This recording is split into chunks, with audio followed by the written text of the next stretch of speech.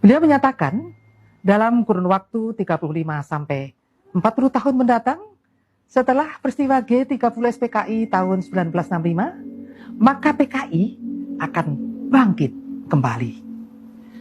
Jenderal Sarwoedi mengungkapkan bahwa caranya dilakukan PKI dengan jalan penyusupan di segala bidang melalui pemerintahan, partai politik, militer, dan budaya, seperti yang pernah dilakukan PKI sekitar 1950-1965. Kesimpulan itu menurut Pak Sarwoedi berdasarkan dokumen-dokumen yang berhasil disita dan hasil interogasi terhadap anggota PKI yang tertangkap saat operasi-operasi yang dipimpinnya. Ternyata apa yang terjadi? Kini telah muncul komunis gaya baru KGB di sekitar kita.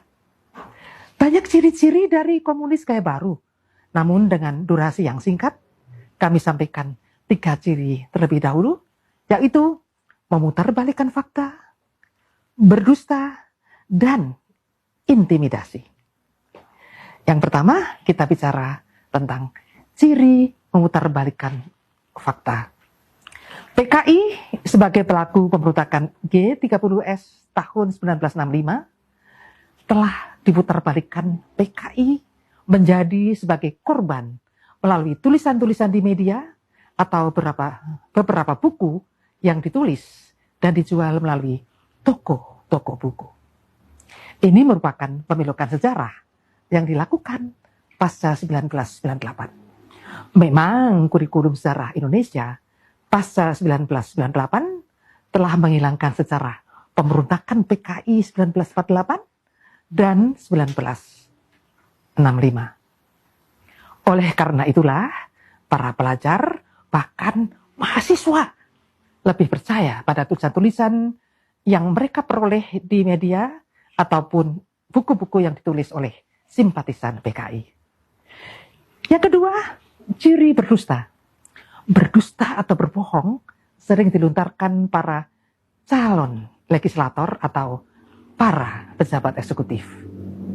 Seorang caleg dari partai tertentu berkampanye begini, nanti kalau saya menjadi anggota DPR RI akan mendorong pembebasan uang SPP di sekolah-sekolah.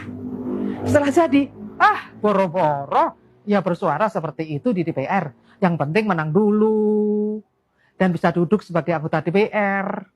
Masalah janji kan hanya sekedar janji. Kok gampangnya berdusta pada rakyat? Ada lagi seorang pejabat publik yang pada awalnya berbicara bagaimana cara menangkal korupsi di depan para staf dan pegawainya. Ini bahkan diviralkan melalui media sosial. Baru setahun menjabat, ia ditangkap KPK karena korupsi. Nah, ini merupakan kebohongan atau dusta yang nyata. Jadi yang ketiga adalah ciri intimidasi. Banyak cara intimidasi yang dilakukan oknum belakangan ini. Seorang pejabat KPK, Komisi Pemberantasan Korupsi, pulang dari sholat subuh di masjid, disiram matanya dengan air keras. Terlepas siapa pelakunya, ini kan merupakan intimidasi terhadap pejabat yang pernah membongkar korupsi di Indonesia. Ada juga seorang ulama terkenal, kita sebut Syekh Ali Jaber. Beliau beberapa bulan lalu dianiaya dengan menggunakan senjata tajam saat memberikan ceramah di masjid salah satu provinsi Lampung. Setelah pelakunya ditangkap, kok dinyatakan sebagai orang gila? Ada ya? Masa orang gila kok bisa memilih ulama atau kiai untuk dianiaya?